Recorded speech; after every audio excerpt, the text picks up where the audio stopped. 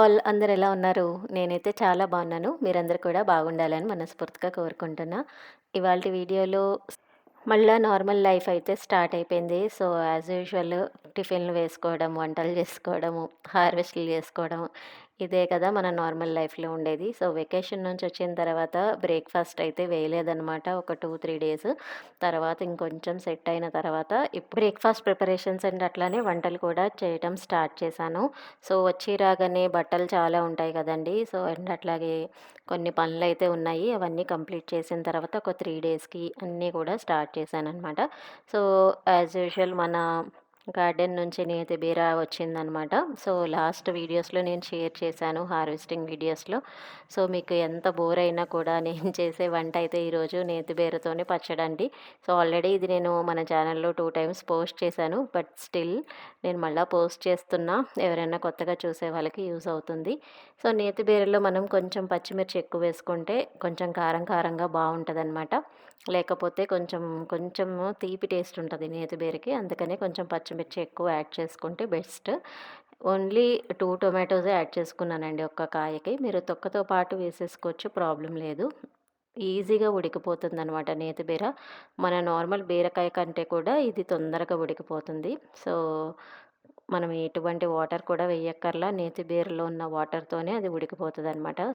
Salt అట్లానే కొంచెం చింతపండు వేసి మగ్గబెట్టుకునే లోపు మనం ఏదైనా పనుంటే చేసుకోవచ్చండి. ప్యారలల్‌గా చేసుకుంటే ఎప్పటికప్పుడు ఈజీగా అయిపోతుంది కిచెన్ వర్క్స్ అనేది. సో, ఈలోగా నేతి బీర మగ్గేలోపు నేను దొండకాయలు ఫ్రై చేద్దాం అనుకుంటున్నాను. సో, దానికోసం దొండకాయలైతే కట్ చేసేస్తున్నాను. సో, దొండకాయలు కొంతమంది నైట్ కట్ చేసుకొని కూడా పెట్టుకుంటూ ఉంటారు. బట్ నేను కొన్నే కాబట్టి అప్పటికప్పుడే ఫ్రెష్‌గా కట్ చేశా. సో, చెట్టు కాయలు కాబట్టి చాలా ఫ్రెష్‌గా ఉన్నాయండి కాయలు. ఒక్క కాయ కూడా పాడవలేదు. అండ్ కట్ చేస్తుంటే చాలా అనిపించింది. అండ్ చాలా ఫాస్ట్‌గా మగ్గిపోయింది. ఎందుకంటే మనం ఆర్గానిక్‌గా పెంచాం కాబట్టి. సో, దొండ కొమ్మలతోనే మనం పెంచుకోవచ్చండి. సో, కొమ్మ ఎవరికైనా దొరికితే గనక కొమ్మలతో చక్కగా ట్రై చేయండి. చాలా ఈజీ గ్రోయింగ్ పాదనమాట. దొండకాయలు కట్ చేసేలోపు మనం నేతి బీర గూడా మగ్గిపోయింది. సో, దీన్ని కూడా పక్కన పెట్టేసుకుంటున్నాను చల్లారబెట్టడానికి. సో, చూసారా మనం ప్యారలల్‌గా చేసుకోవడం వల్ల ఇట్లా టైం అయితే సేవ్ చేసుకోవచ్చు. నెక్స్ట్ నేతి బీర మిక్స్చర్ చల్లగా అయిపోయేలోపు ఇంకా ఫ్రై అయితే చేసేద్దాం అనుకుంటున్నాను. సో, ఫ్రై కోసం ఒక ఐరన్ కడాయి అయితే పెట్టేసేసి కొంచెం దంచిన వెల్లుల్లి, కరివేపాకు, ఆవాలు, జీలకర్ర బాగా ఫ్రై అయిన తర్వాత మనం కట్ చేసి పెట్టుకున్న దొండకాయలు కూడా వేసుకోవాలి. దొండకాయలు గానీ, వంకాయలు కానీ, బెండకాయలు కానీ ఏ ఫ్రై చేసినా కూడా సిమ్‌లో ఫ్రై చేసుకుంటే మనకి చాలా టేస్టీగా ఉంటుందండి. తొందరగా మగ్గటానికి దాంట్లో కొంచెం సాల్ట్ కూడా యాడ్ చేశాననమాట. సో, సాల్ట్ వేసేసి మూత పెట్టి మగ్గిచ్చేసుకుంటాను. సో, మనం ఎంత ఓపికగా చేస్తే ఫ్రై అంత బాగా టేస్టీగా వస్తుంది. సో, మధ్య మధ్యలో మూత తీస్తూ కలుపుతూ ఉండాలి. సో, మనం కొంచెం 80% కుక్ అయిపోయిన తర్వాత కారం యాడ్ చేసుకుంటే సరిపోతుందండి. సో, మీన్ వైల్ హార్వెస్టింగ్ చేద్దామని వచ్చాను బయటికి. సో, బయట ఫస్ట్ నేను చూసినప్పుడు అస్సలు క్లైమేట్ ముందు ఎండగా ఉండేది. తర్వాత వెంటనే చేంజ్ అయిపోయింది క్లైమేట్. సో, ఒక బీరకాయ అయితే కనిపించింది. సో, పచ్చడైనా చేద్దామని చెప్పి హార్వెస్ట్ చేశాను. అండ్ పొద్దున కొన్ని చిక్కుడుకాయలు 365 డేస్ చిక్కుడు ఉంటే అది కమ్యూనిటీ ల్యాండ్‌లో పడింది. సో, అది వీడియో మిస్ అయిందండి. సో, అవి హార్వెస్ట్ అయితే చేసేసా. నెక్స్ట్ ములక్కాయలు కూడా ఉన్నాయన్నమాట చెట్లు. సో, అవి కూడా హార్వెస్ట్ చేద్దాము అని అనుకునే లోపు ఇంకా వర్షం బాగా స్టార్ట్ అయిపోయింది. సో, తీస్తుండగానే నేను ఇన్‌స్టాలో కూడా పోస్ట్ చేద్దాం అనుకున్నాను. సో, చాలా ఇబ్బందయింది. సో, అట్లాగే వర్షంలో తడుచుకుంటూ ఇంకా కొన్ని క్లిప్పింగ్స్ అయితే తీసుకున్నాను. ఇన్‌స్టా కోసం అని చెప్పి నేను కొన్ని క్లిప్పింగ్స్ అయితే తీశానండి. సో, అనిపించి నేను దీంట్లో కూడా పోస్ట్ చేస్తున్నాను. సో, వర్షంలో తడిసి చాలా రోజులవుతుందనమాట. సో, కొంచెం టైమ్ స్పెండ్ చేసి చాలా హ్యాపీగా అనిపించింది వర్షంలో తడుస్తా ఉంటే. ఇప్పుడు ఇంకా వర్షం బాగా పడుతుందనమాట. సో, గార్డెన్‌లో చైర్స్ అవి కొంచెం పరుగుల కింద ఉంటాయి. అవన్నీ తీసేసి ఇంకా లోపలికైతే వెళ్ళిపోయా అండి. సో, ఈలోగా దొండకాయలు కూడా మగ్గిపోయింది. సో, కారం అయితే యాడ్ చేసేసాను. సో, కారం యాడ్ చేసి మూత పెట్టి ఒక 5-7 మినిట్స్ సిమ్‌లో కనుక కొంచెం మగ్గించుకుంటే సరిపోతుంది. సో, తర్వాత ఇంకా నేతి బీర కూడా చల్లగా అయిపోయిందండి. సో, దాన్ని గూడా మిక్సీలో వేసేద్దామని చెప్పి ఇంకా అది గూడా స్టార్ట్ చేసేసాను.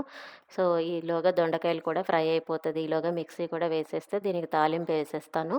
సో, ఇది కూడా కంప్లీట్ అయిపోతుంది. అండ్ మన చెట్లో కాకరకాయలు చాలా వచ్చాయండి. నేను ఊరు నుంచి వచ్చినప్పటికే చాలా ఉన్నాయి. అండ్ నేనొచ్చిన తర్వాత 3 డేస్ కూడా 1, 2 అట్లా ఉన్నాయి. సో, అరకిలో కాయల వరకు ఉన్నాయన్నమాట. సరే ఇంకా అన్ని కాయలు ఫ్రై అంటే ఎక్కువైపోతుంది కదా అని చెప్పి ఇంకా పొడి చేద్దాం అన్నట్టు అనుకున్నాను. నేతిబీర పచ్చడి వేసుకునేటప్పుడు ఫస్ట్ పచ్చిమిర్చి వేసుకోండి. ఎందుకంటే నేతిబీర బాగా పేస్ట్ అయిపోతుందనమాట. ఫస్ట్ పచ్చిమిర్చి మిక్సీలో వేసుకొని, తర్వాత టొమాటో నేతిబీర మిక్చర్ ఉంది కదా! సో, అవి 2 మిక్సీ అయితే పట్టేసుకోండి. సో, మిక్సీ అయితే అయిపోయింది. నెక్స్ట్ ఇంకా దొండకాయ ఫ్రై కూడా కంప్లీట్ అయిపోయింది. ఇంకా ఆఫ్ చేసేసి స్టవ్ ఇంకా తాలింపు అయితే వేసేస్తున్నాను. సో, తాలింపు కోసం ఫస్ట్ దంచిన వెల్లుల్లయితే వేస్తాను. కొంచెం పచ్చళ్ళకి, రోటి పచ్చళ్ళకి ఆయిల్ ఎక్కువే పడుతుందండి. సో, దాని నుంచి టేస్ట్ కూడా వస్తుంది. సో, కొంతమందేంటంటే ఆయిల్ కొంచెం తక్కువగా వేసుకుంటారు. అట్లా కూడా వేసుకోవచ్చు. బట్ నేను కొంచెం ఎక్కువే వేస్తూ ఉంటాను. తాలింపేసినప్పుడు వేస్తాను. మగ్గబెట్టేటప్పుడు కూడా కొంచెం ఎక్కువే వేస్తాననమాట. సో, తాలింపుకి ఆవాలు, జీలకర్ర, ఎండుమిర్చి అట్లనే దంచిన వెల్లుల్లి వేసేసి లాస్ట్‌లో కరివేపాకు కూడా వేసేస్తే ఇంకా తాలింపయితే కంప్లీట్ అయిపోతుంది. ఇంకా దాంట్లో పచ్చడైతే తిరగమాత వేసేస్తా. సో, ఎప్పటికప్పుడు మనం కళాయిల్లో వండింది డిష్ ఔట్ చేసేస్తే మనం ఈ డైనింగ్ టేబుల్ మీద సర్వింగ్‌కి కూడా ఈజీగా ఉంటుందండి. నెక్స్ట్ కాకరకాయలు ఎక్కువున్నాయని చెప్పాను కదా! సో, దాంతో పొడైతే చేద్దామనుకుంటున్నాను. దానికోసం కొంచెం ఫస్ట్ కాకరకాయలు సన్నగా చక్రాల్లాగా కట్ చేసుకోవాలనమాట. సో, మనకి ఎంత సన్నగా కట్ చేసుకుంటే అంత ఫాస్ట్‌గా ఫ్రై అయిపోతుంది. మనం లావుగా కట్ చేసుకునేటట్టయితే క్రిస్పీగా రాదండి. సో, సన్నగా కట్ చేసుకొని ఓపికగా ఆయిల్‌లో ఫ్రై చేసుకోండి. సో, ఎక్కువుందనుకోండి క్వాంటిటీ, కళాయి కొంచెం పెద్దది పెట్టుకొని, సో, వెడల్పుగా ఉన్నదైతే ఇంకా బెటర్. నా దగ్గర అవైలబిలిటీ లేక నేను కొంచెం ఇట్లా లోతు దాంట్లో వేశాను. సో, అందుకని 2 టైమ్స్ ఫ్రై చేశానండి. అంటే కొంచెం కొంచెంగా ఫ్రై చేశాననమాట. సో, ఈ కాకరకాయలు ఫ్రై అయ్యేలోపు పొడికి కావాల్సిన మిగతావన్నీ కూడా ఫ్రై చేసుకొని పక్కన పెట్టుకుందాము. దానికోసం ప్యాన్ తీసుకొని ఆయిల్‌లో పచ్చెనగపప్పు, అట్లాగే పల్లీలు 3 గుప్పెళ్ళైతే వేశానండి. సో, క్వాంటిటీ మనం అటు ఇటు కూడా వేసుకోవచ్చు. ఏం ప్రాబ్లమ్ లేదు. అట్లానే వెల్లుల్లి కూడా వేసి బాగా ఫ్రై అయితే చేసుకున్నాను. సో, కొంతమంది దీంట్లోనే కావాలంటే పుట్నాల పప్పు కూడా వేసుకుంటారు. సో, అది కూడా వేసుకోవచ్చు. నాకు పుట్నాల పప్పు టేస్ట్ నచ్చదు. అందుకని నేను వేయలేదు. అండ్ అట్లాగే నువ్వులు కూడా వేశాను. కావాలంటే మీరు ఎండు కొబ్బరి కూడా వేసుకోవచ్చండి. నేను పుట్నాల పప్పు, ఎండు కొబ్బరి అయితే అవాయిడ్ చేసేసాను. సో, బాగా కొంచెం దోరగా వేగిన తర్వాత అదే ప్యాన్‌లో ధనియాలు, కరివేపాకు కూడా ఫ్రై చేసుకొని పక్కన పెట్టుకోవాలి.